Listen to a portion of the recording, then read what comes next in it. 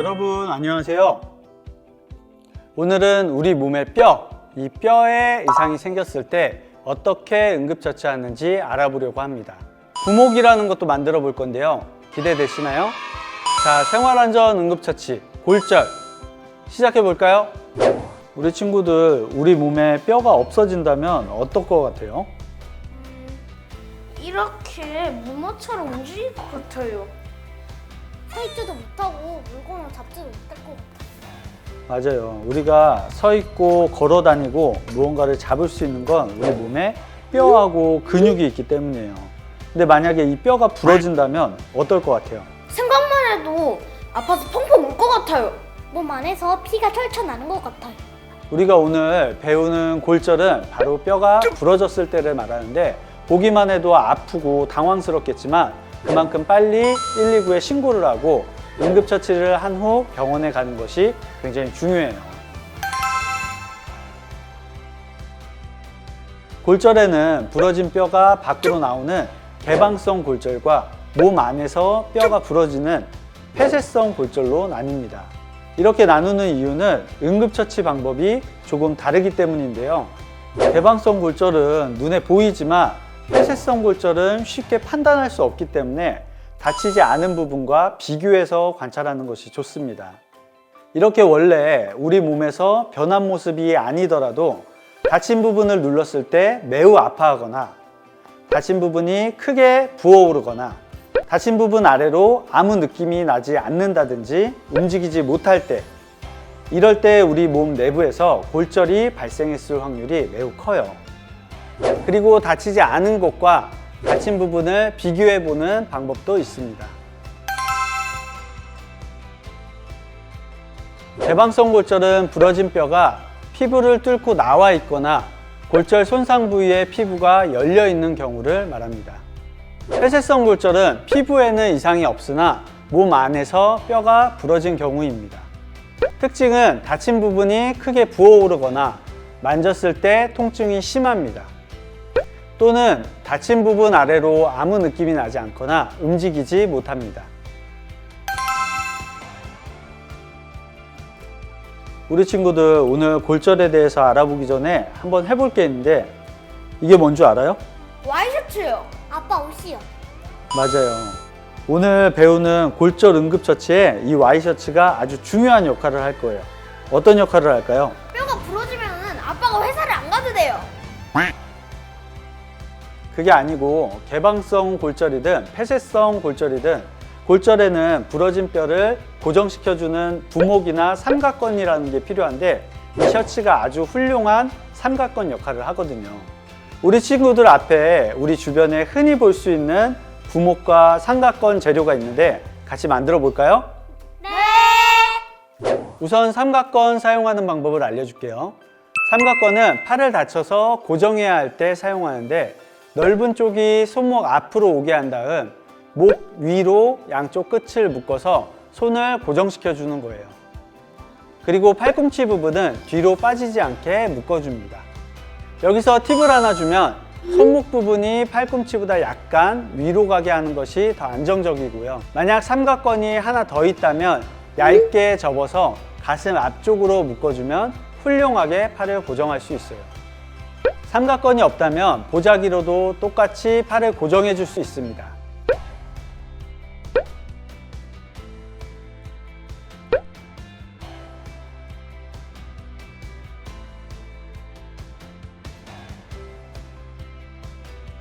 어때요? 훌륭하죠? 와이셔츠로도 삼각건처럼 사용할 수 있습니다. 목이 있는 부분을 팔꿈치에 오게 해주시고요. 팔 부분은 목 뒤로 묶어주시면 돼요. 다음은 신문인데요. 이 신문을 두껍게 접은 다음 팔을 받치고 넥타이로 고정하면서 목에 걸어주면 됩니다. 쉽죠?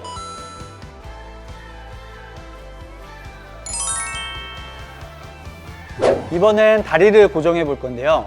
2단 우산이 있다면 다리 양 옆에 우산을 두고, 긴 우산이 있다면 다리 바깥쪽에 붙여서 넥타이나 붕대 또는 반팔 옷을 찢어서 다리와 함께 감아주시면 됩니다.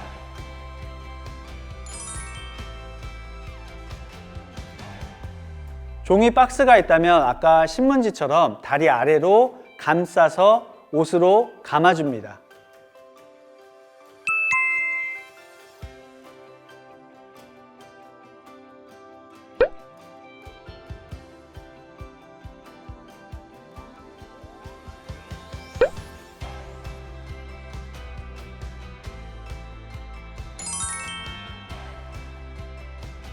만약 손가락이나 발가락에 골절이 있다면 젓가락을 사용해서 고정할 수 있습니다. 자를 가지고도 부목을 만들 수 있어요.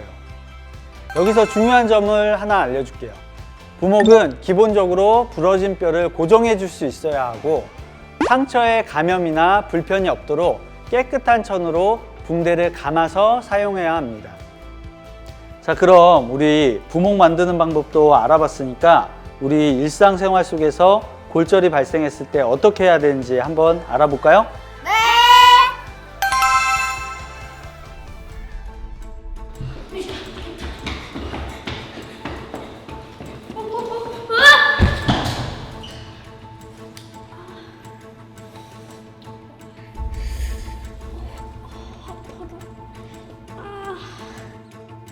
이런 계단을 급하게 내려가다 다리에 골절이 생긴 것 같네요. 이럴 땐 어떻게 해야 될까요? 첫 번째, 다친 다리를 심장보다 높게 올린다. 두 번째, 무릎이 움직이지 않게 고정한다. 세 번째, 다친 뼈를 원래대로 맞춰 놓는다. 네, 정답은 바로 2번, 무릎이 움직이지 않게 고정한다입니다. 골절에서 가장 중요한 것은 다친 부분을 고정해 주는 것이라고 했었죠.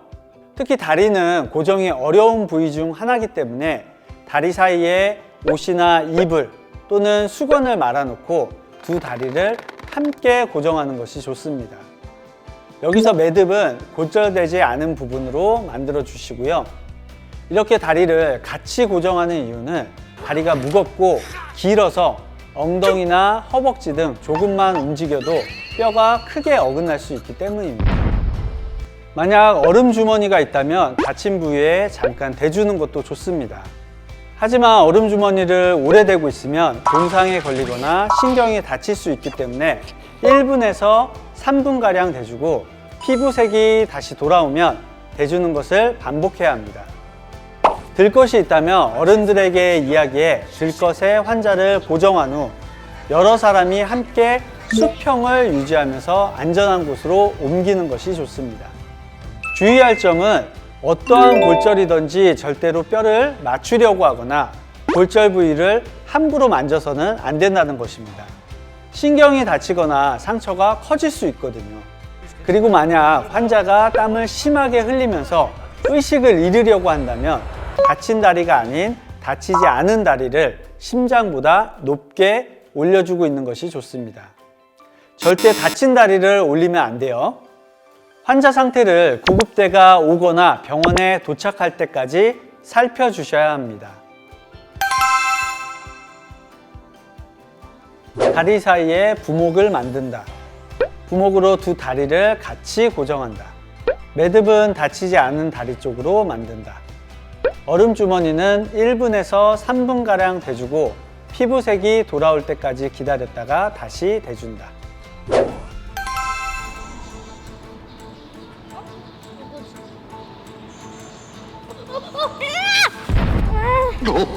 내 팔. 이런 팔에 개방성 골절이 생긴 것 같네요.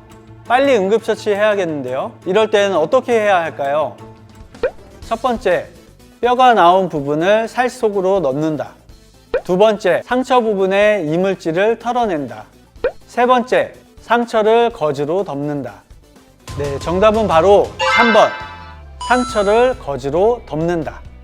개방성 골절에서 중요한 점은 감염을 막고 폐쇄성 골절과 같이 잘 고정해 주는 것입니다. 그리고 피가 많이 나니까 지혈까지 해줘야겠죠. 우선 개방성 골절에 감염을 막기 위해선 꼭 손을 깨끗이 씻고 응급처치를 해야 합니다. 소독된 거즈나 깨끗한 손수건을 상처 부위에 덮어주어야 합니다.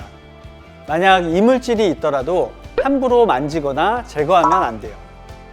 그리고 부목을 이용해서 상처를 고정해 준 뒤 상처의 윗부분을 눌러 지혈해주면 됩니다. 주의할 점은 환자가 목말라 하거나 음식을 먹고 싶어 해도 수술이 필요한 경우가 많기 때문에 절대 음식을 먹게 해선 안 됩니다.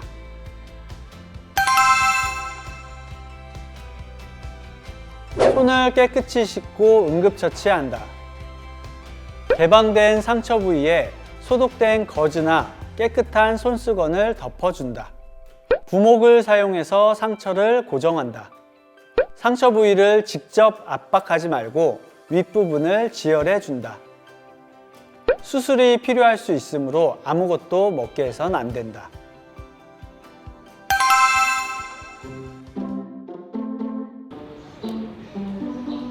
야, 좀 더 세게 던져봐.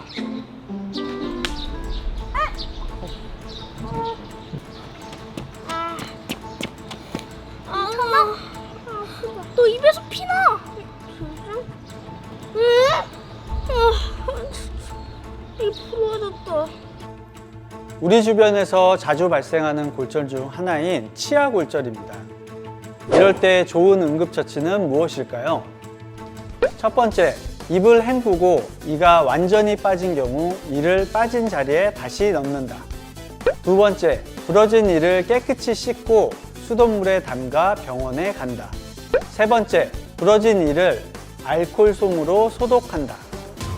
네, 정답은 바로 1번. 치아 골절은 우리가 잘 대처하면 회복될 확률이 아주 높은 골절 중 하나입니다.